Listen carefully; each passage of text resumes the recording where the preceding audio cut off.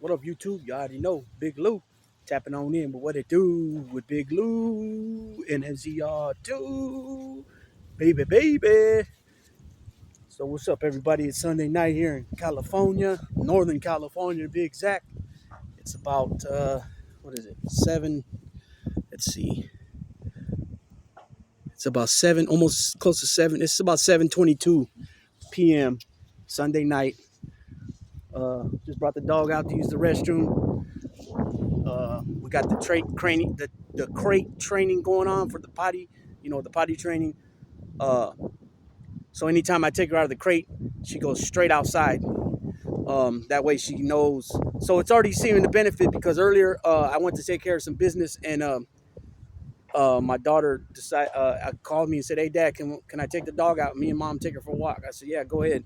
So what happened was they let her out of the kennel before uh, they left, out the door, and she went and sat by the door just shortly, and then she ended up going pee in the house. So she's getting already the hang of it. And they were talking about only one night, and she's already getting the hang of it. So, it's our fault, not her fault, because, they're animals. So they're going to use the bathroom. She's just starting to do this. So like I said, she waited. They said she waited for about a minute, and she sat right in front of the door, and then she ended up, peeing because they were putting their jackets on or whatever, shoes. So it's already working. So they know now not to take her out of that kennel unless she's going straight outside. So I told them, make sure you guys are ready. Shoes on, jacket on, beanie on, gloves on, whatever it is you're going to put on in order to be able to go outside. Do that first and then open the kennel and take her immediately outside. And so it's already showing progress. So it's about progress, not perfection. It's about progress. So it's working. I'm happy about that. She's a really great dog with the kids. My granddaughter came over tonight when my daughter came by they live in another town. They came and visit. We watched the whole movie together. So that was awesome. Cool to spend time with her. My son's coming tomorrow. He's bringing his dog down, and we're gonna go get her rabies shot, and then I'm gonna send him back with money to go get the license and tags for her in the city he lives in. So I want her to be all legit just in case she ever gets out. They can find her, if she goes to the pound, they know who to get a hold of. You know what I mean? If she gets picked up. Anyways, this video is going to be a short little video, but it's going to be about boxing.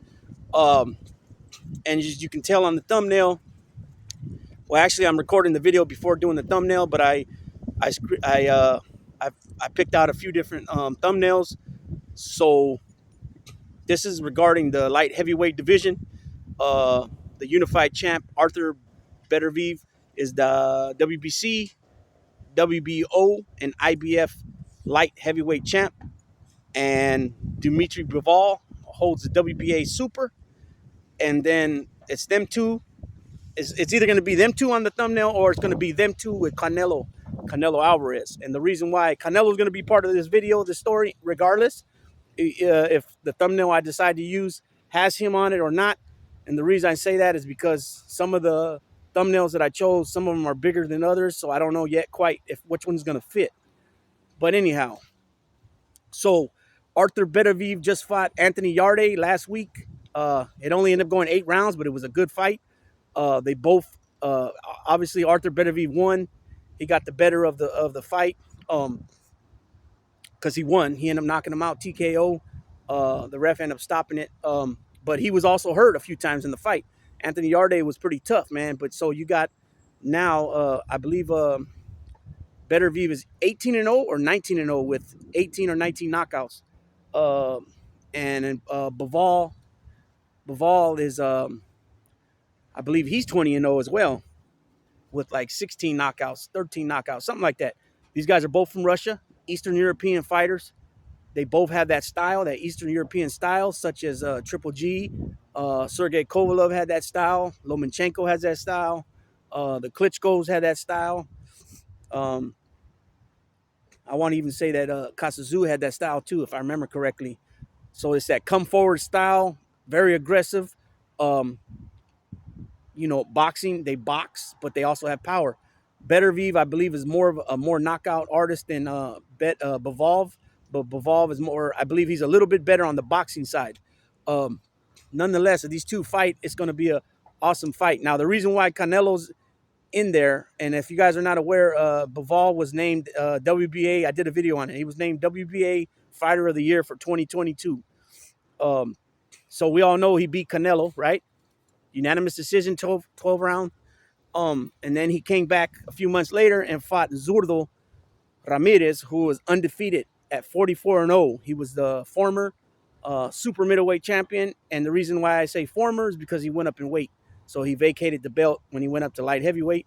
He went in at 44-0, never lost a fight, and Bivol outboxed him and just basically punished him. He didn't even look like he was a veteran of 44 pro fights.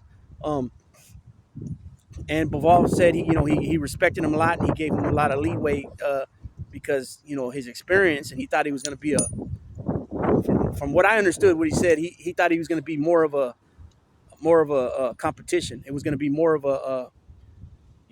a competitive fight, but no, Dimitri Bivol just dominated. So he ended up being named Fighter of the Year for WBA. So reason why Canelo was brought up in this video and possibly might be on the thumbnail is because Canelo's still the undisputed king at 168 at super middleweight. But like I just mentioned, he lost to Bivol in a unanimous decision 12-round fight. Okay, so he hasn't lost since he lost to Mayweather, which is almost 10 years ago, right? I think it's 9 years now. It was 8 years at the time of his loss to Bivol. So he wants that run backs. Well, at least he talks about getting that run backs, and he wants to what's the word I'm looking for? He wants to avenge his loss, right? And get the run backs and come back and get a W against Bivol.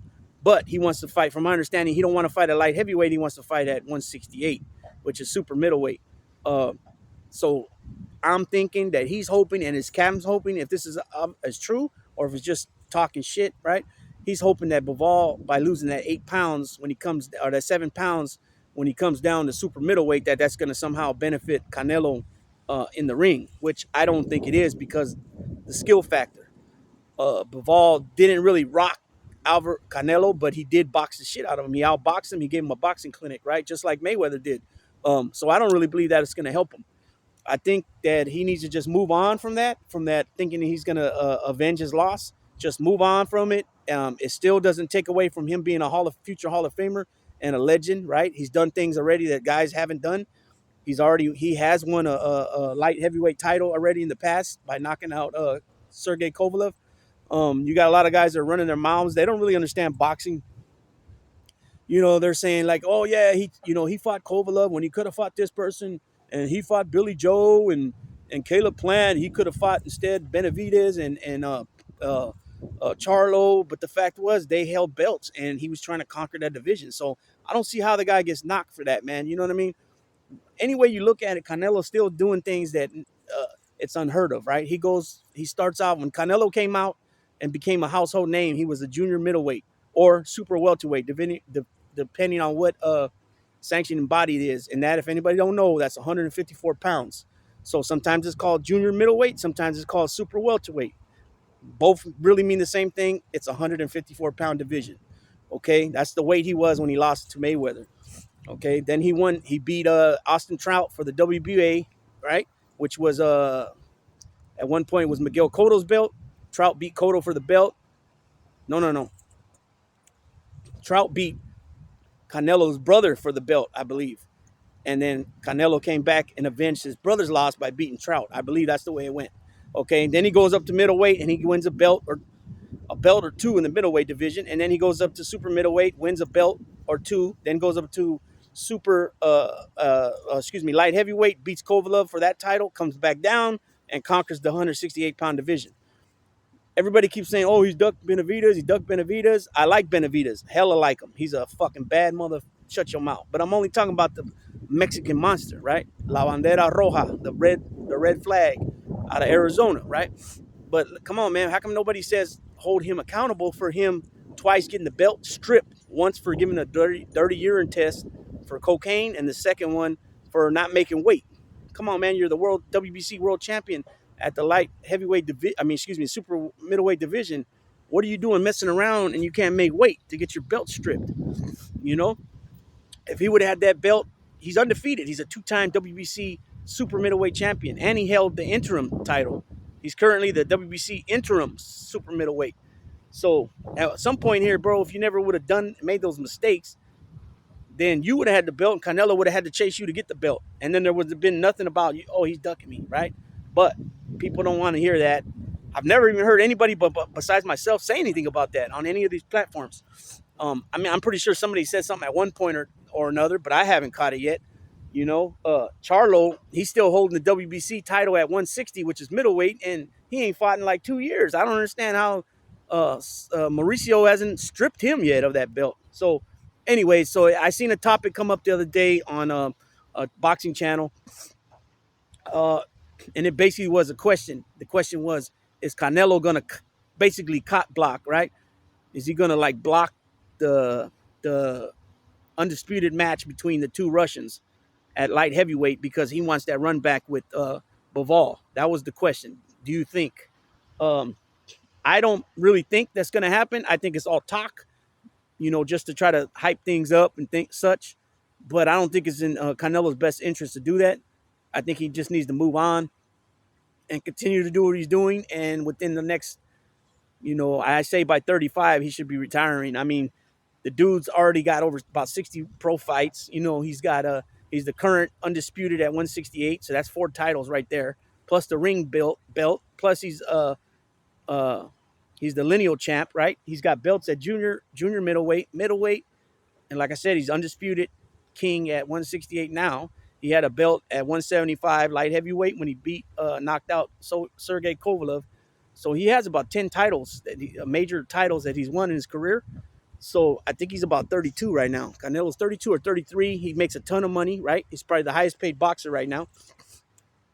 Every time he gets in there just from the fight, he gets like 10, 15, 20 mil. I think it's more like 15, 20, 25 mil he makes per fight, not counting like pay-per-view and all that, just maybe counting pay-per-view. You know what I mean? So he's making a ton of money. He's been making a ton of money for a while. He's the biggest name in boxing as far as money-wise when it comes to a fight. So I believe he should just move on from there, and let's keep it on real too, man. He's only 5'8", 5'8.5", 5'9", fighting a light heavyweight. Even super middleweight, even middleweight, I believe he's not righteously that size of a man. You know what I mean? A 5'8.5", 5'9", I think tops is like 154. A lot of people say he's really a welterweight, for her size, the stature, his body, but obviously he's got muscle, he's worked out, you know what I mean, all that.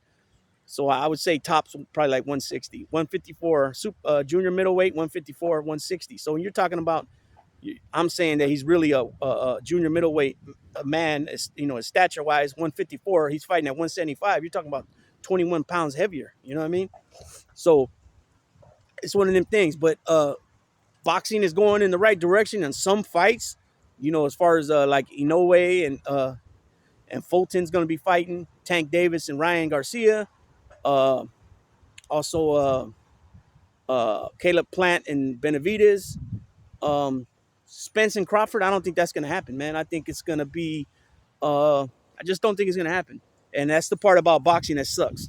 The politics of boxing sucks. If you're not from the same stable, they won't put these fights together. And that goes for everybody. Heyman, PBC, Top Rank with ESPN, Top Rank with Bob Arum, Golden Boy, Matchroom, Eddie Hearn, The Zone. You know what I mean? You're just not giving the people what they want to see. They want to be, it's all business with these guys, and they want to put, they want to make all the money for their promotion. If you just, PBC got majority of the guys. That's why we're gonna get Thurman and Spence, but Crawford is not up under PBC without Heyman, so that's why we're not getting that. Oh, that was another fight too, Spence and Thurman. If Thurman can get back to how Thurman was when he beat when he fought Danny Garcia and when he fought Ghost, Robert Guerrero, you know what I mean? And when he fought Sean Porter, if he can get back to that Keith Thurman, he can give Spence a run for his money. But to be honest, I just think at this point in his career, he just ain't got it like that. He's a top fighter, top contender, but as far as world champion wise, I can't see him doing that no more. He was, and keep in mind, people, he was at one time a unified champ at welterweight. Originally, he was the WBA super champ, and he also had the WBC that he had took from Danny Garcia. And then when him and Sean Porter fought, he beat Sean Porter. Actually, he fought Sean Porter first, and then Danny Garcia. And then they stripped him of WBC for whatever reason. And then he ended up getting stripped for the WBA too, I believe. Wait a minute, let me think what happened there. The WBA belt, Pacquiao took it from him. I believe Pacquiao took the WBA Super from him because before that, Pacquiao was a WBA regular champ.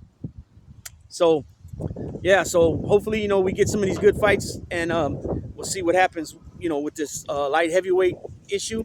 But both of these two Russian fighters, Arthur Beterbiev, like I said, he's like 18, 19, and 0, and all his fights are won by knockout. I think, if not all his fights, maybe one he didn't win by knockout.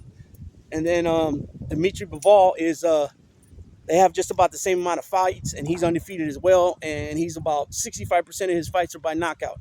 I think Beterbiev's got more power. I think he's got a little more power than Bivol, but Bivol got more boxing skills. I think he outdoes him a little bit on the boxing skills. Again, they're both from Eastern Europe, right? Russia, right? They both have that Eastern European style, that German Russian style. Like I named, and when I say Russian, Eastern European, I'm counting Ukraine in there too. Kovalov, the Klitschko's, Lomachenko, Triple G, all those guys fought like that, right? And I think Bivol has a little more boxing skills. So that's going to be a hell of a fight to see what happens there. Because that'll be for Undisputed, and whoever wins that will have all the titles at 175, and then from there they'll probably just I don't know how the competition looks at that weight. I still believe that Zurdo Ramirez is still a top contender at that division, but I believe that with him, he might have to. It might be like Bivol. Once Dimitri goes up in weight to maybe cruiserweight, for him maybe to win a title or so. And then sometimes people don't know, man. They charge, the sanctioning bodies charge these fighters money when they're champions for their belts. So if you got a guy that has 3-4 belts, he's paying a bunch of money on those belts. A lot of times these guys are like, the hell with a belt or two. They'll vacate. They will vacate a belt or two. You know what I mean? It's been done many times. And not even being undisputed. They might have 2 belts and they'll vacate one. You know what I mean? So it just all depends what happens there. But it's definitely going to be a good fight to look forward to if they're able to put it together. And I think I'm going to have to go with Bivol in that if they fight. Come here. Yeah. So with that being said, Big Lou tapping on out, everybody. Good night.